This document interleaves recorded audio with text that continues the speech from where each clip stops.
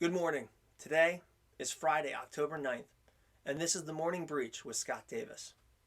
A spike in phishing and malicious websites should be hitting your inbox soon, as Amazon Prime Day, Hurricane Delta, and the presidential elections are all in the news and happening within 30 days. Each of these topics pulls on human emotion, and that emotion can cause even trained employees to click the links. It could be an early Prime Day deal that you have to log in to see, or how to help those affected by Hurricane Delta. Depending on what the cyber criminals already know about you, you could receive a donation email or hit pieces on the other candidate from your favorite news source, and you're just itching to read it. It's that raw emotion that has made phishing successful, and why during COVID-19 there was a spike in successful phishing campaigns. Emails were crafted and designed to inform and cause an action.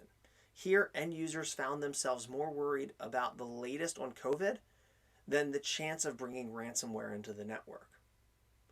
We used to be able to tell users to look for misspellings, check the sender email address, and mouse over links.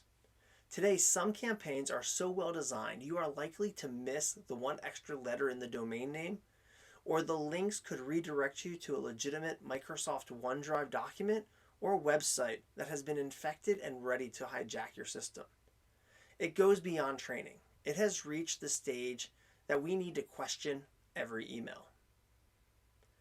You already know that backups, having an incident response plan, and patching your systems and updating firmware are the keys to protecting yourselves from ransomware.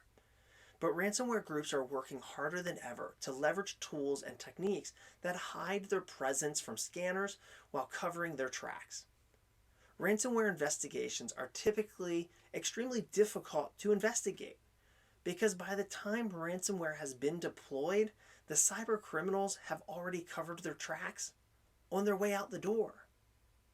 For example, researchers at Appgate found evidence of multiple ways the cyber criminals behind Egregor, one of the newest strains of ransomware, designed it to make it harder for incident responders or law enforcement to analyze the malicious code, to the point that in one of the execution stages, the payload file can only be decrypted if the correct key is provided in the process command line, blocking researchers from examining it more.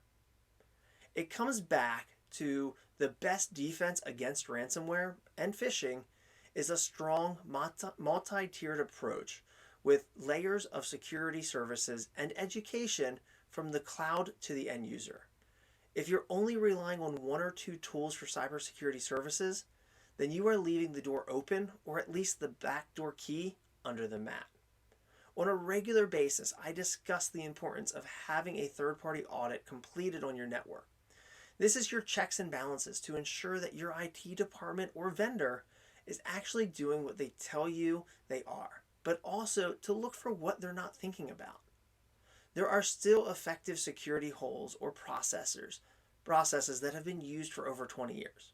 And with the influx of IoT devices and remote workspaces, the job of protecting your data is that much harder.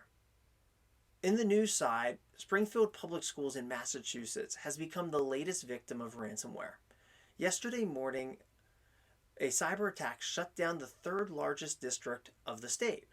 Parents and students were told to shut down their computers because of a computer virus, and that it anticipates that the risk will be cleared and resolved in the near future, so that remote learning may continue or resume.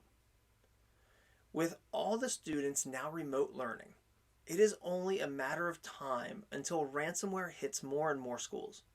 Some may even be caused by students themselves trying to evade homework or get out of school for the day.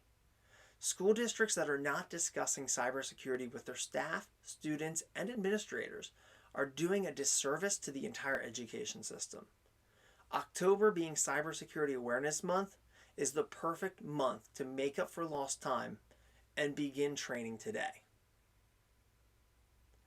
Thank you for taking time and watching today's episode of The Morning Breach. If you've learned something new by watching this, please take a second, like and share the video.